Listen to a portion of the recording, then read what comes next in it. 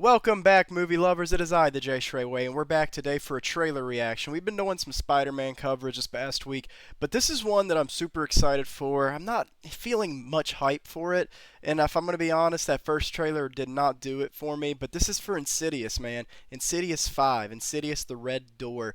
This is kind of a big deal for me. I love this original horror movie.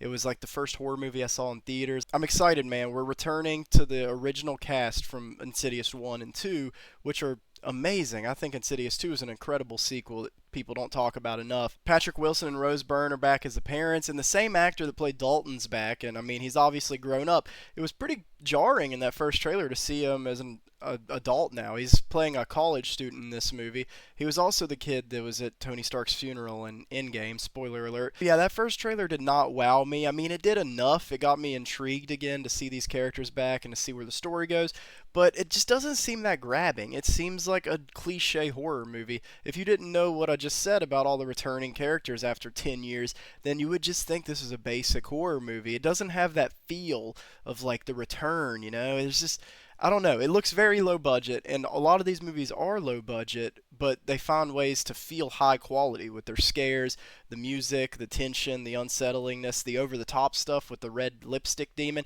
And we're going to see that red faced fucker in this trailer. I already see him right here in the thumbnail. Can't wait, guys. This trailer did drop yesterday, so I'm a little late getting this reaction out, but I want to get the hype started. Let's go, guys. Insidious the Red Door, trailer 2. Little teaser. Oh! They do that all the time now, the teaser before the actual trailer. It's your son. There was something in there with him. Is there something wrong with Dad? This is a shot from the first movie. I like this. It's just a tribute to all we got before. That's a cool shot. You told me that when I was 10, Looks like they're at I was in a coma. the dad's mom's funeral. I remember being sick. Josh Lambert. Ever since then, I see crazy stuff in my dreams.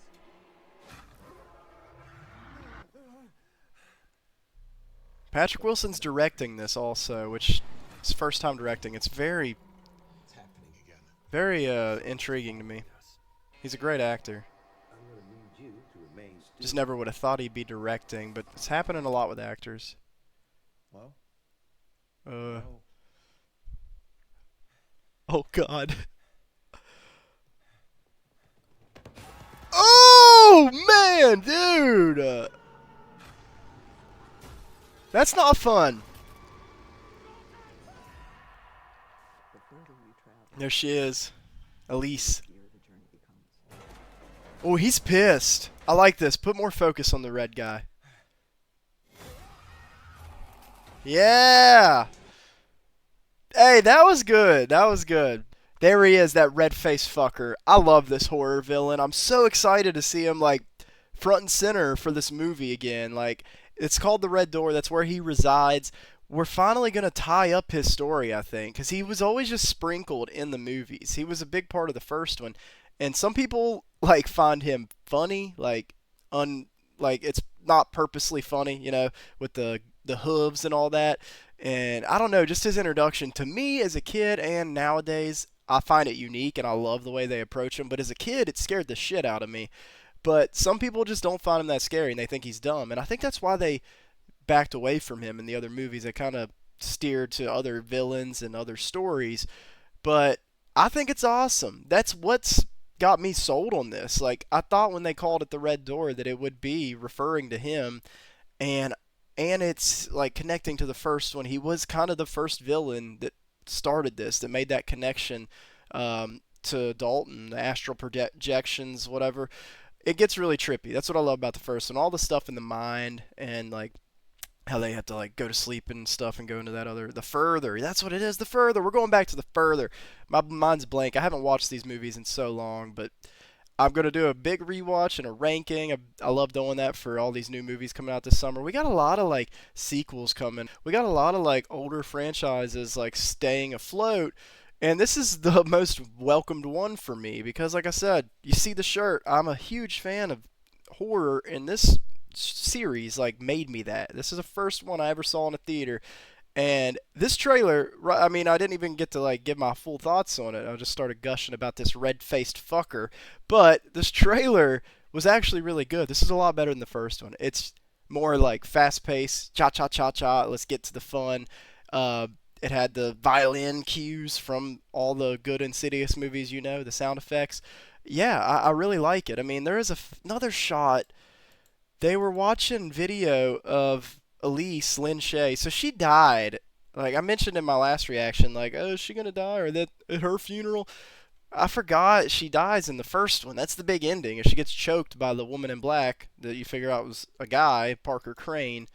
Very crazy twist. I love that. Man, that shot's sick, dude. Like I'm already seeing a little like uniqueness with I almost said Bradley Cooper, not the same actor turned director, but I'm already seeing some uniqueness with Patrick Wilson's directing. The further Like, travel, the riskier the I mean, I'm sure he's not actually watching her in the movie, but if he is, that's cool because like she kind of like they know each other. They've had encounters. That was her job. Her whole life was going into the further and stopping these demons from crossing over to our world. So it looks like now that she's gone, he finally sees his moment. I don't know why exactly he's doing it this late now that Dalton's grown up. I'm really excited to figure it out though, and I hope this isn't misleading. Please focus on this guy. Make him the villain. Let's get some answers. Let's not just make a fun little scare collage with him, and a like just a fight to end him. Seal him away. Like I want to see more of him and learn more of him. That's the selling point. Like I said, I'll be there day one for this, guys. Like horror is becoming like more and more loved, and last year horror had a great like turnout at the box office with all the talk of superhero fatigue and all these things audiences are sick of. People are starting to really open themselves up to these scary stories, like, and I'm all here for it. And like I said, this is one of the granddaddies of the last decade. So let's hope they go out with a bang. This will hopefully be the last one. I don't want them to just keep making spin-offs. But if they do, please end the Lambert story here and give us a good ending. I trust Patrick Wilson. The guy's been a legend for a while. Great actor. And yeah, Blumhouse, they're hit or miss. I mean, I like Jason Blum. I think he's a fun producer.